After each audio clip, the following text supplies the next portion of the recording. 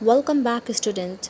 In our last video in crop production and management, last video we had discussed about the fertilizers and manure जो हम लोग artificially synthesise करते हैं उसको और उसको क्रॉप प्रोडक्शन के लिए यूज़ होता है ताकि क्रॉप का जो यील्डिंग है वो बेटर हो सके। हाँ, इस वीडियो में हम लोग बात करेंगे एक natural method of replenishing the soil fertility.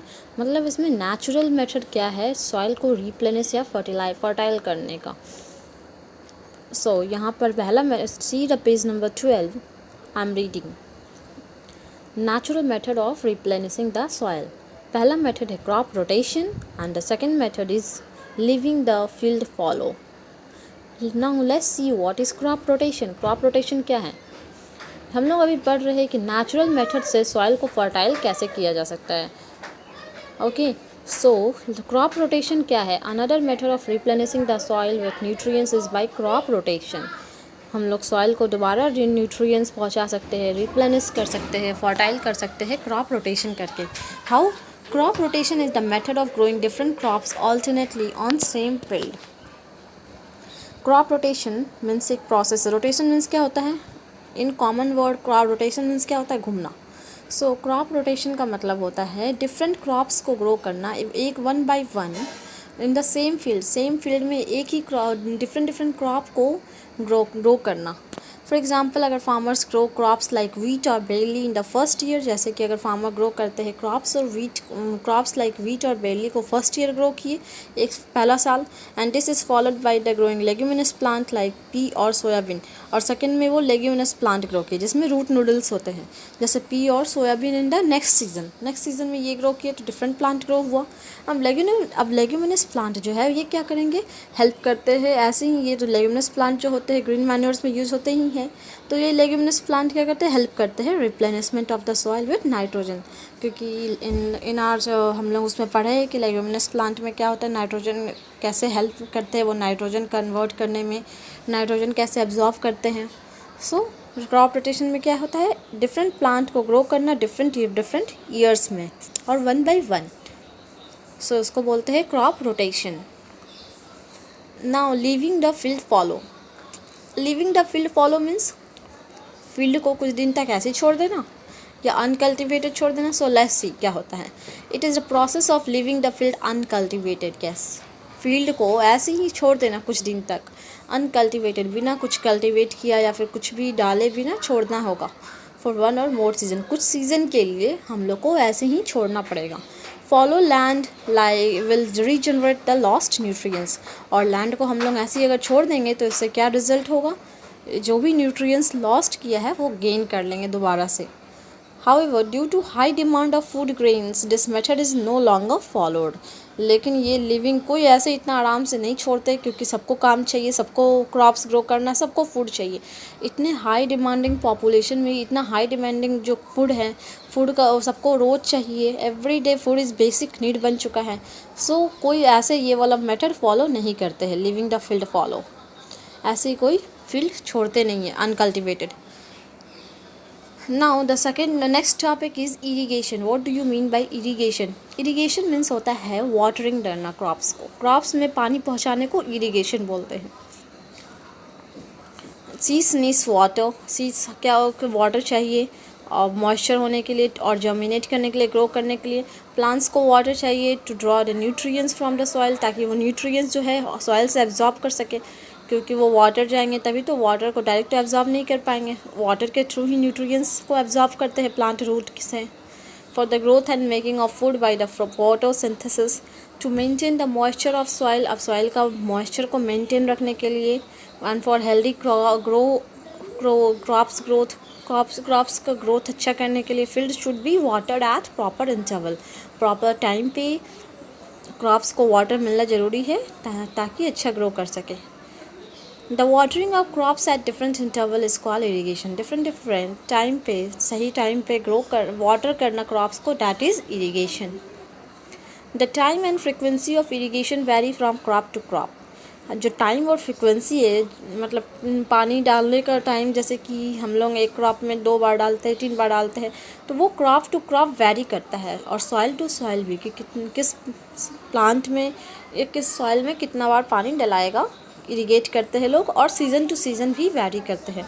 So irrigation 3 factor पे डिपेंड करता है, crop to crop, soil to soil and season to season. ये सब देख कर वो लोग इरिगेट करते हैं अपने क्रॉप्स को।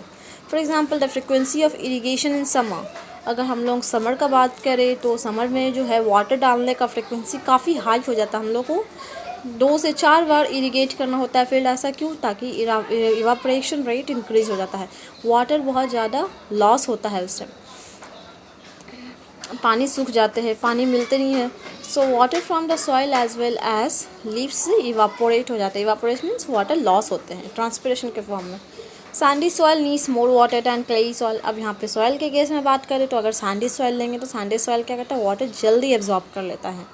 सो उसमें भी वाटर टाइम टू टाइम चाहिए। नाउ सोर्सेस ऑफ इरिगेशन हम लोग पढ़ेंगे। इरिगेशन पढ़ लिए, कैसे वाटर को हम लोग कैसे क्रॉप्स में इरिगेट करते हैं वाटर से। अब हम पढ़ेंगे वाटर कहाँ से आता है। सोर्सेस मीन्स कहाँ से इरिगेशन करते हैं ये लोग, फार्मर्स लोग।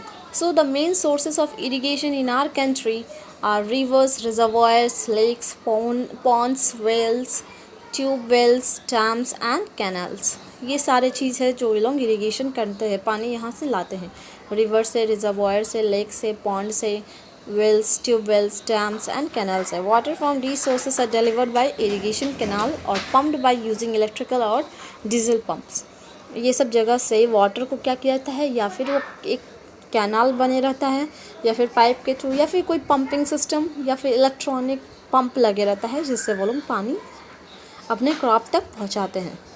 अगर हम ट्रेडिशनल मेथड ऑफ इरिगेशन का बात करें कि ट्रेडिशनल मेथड क्या है जो फार्मर्स यूज़ करते हैं, the following method we use available water like lakes, wells, canals for irrigation are called traditional method। ये सारा मेथड जो है ये लोग जो है ट्रेडिशनल मेथड बोलते हैं, जैसे लेक से पानी निकाल के डालना, वेल से, कैनाल से फॉर इरिगेशन, इसको हम लोग बोलते हैं traditional method. They are swinging basket method, swinging basket method, मोट और simple pulley system, water wheel method system, chain pump system, ढेकली and rahat system, lever system। In all these method water is lifted using a man power और animal power। यहाँ पे traditional method क्यों बोला जाता है इसको, क्योंकि इसमें क्या होता है, मैन पावर यूज़ होता है। मैन अपने मेहनत से ये सब चीज़ क्या करते हैं, मेहनत से, और एनिमल में भी इसमें एनिमल का मेहनत लगे या फिर मैन पावर लगे, और इस वाटर को इरिगेट करने में, आई मीन क्रॉप को इरिगेट करने में, वाटर वहाँ तक पहुँचाने में।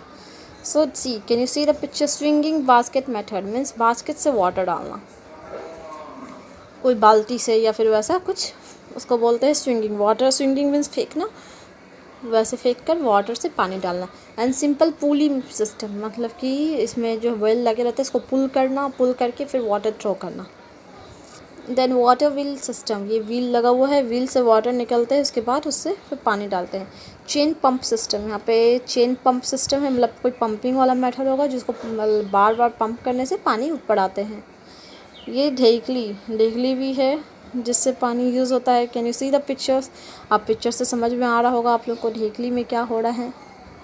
एंड फिर राहत, ये लेबर, ये वाला जो है इसमें एनिमल्स यूज़ करते हैं, खींच कर पानी ले जाते हैं।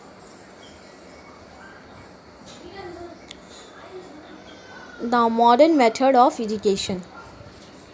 अब हम लोग पढ़ेंगे मॉडर्न मेथड ऑफ इरिगेशन क्या है।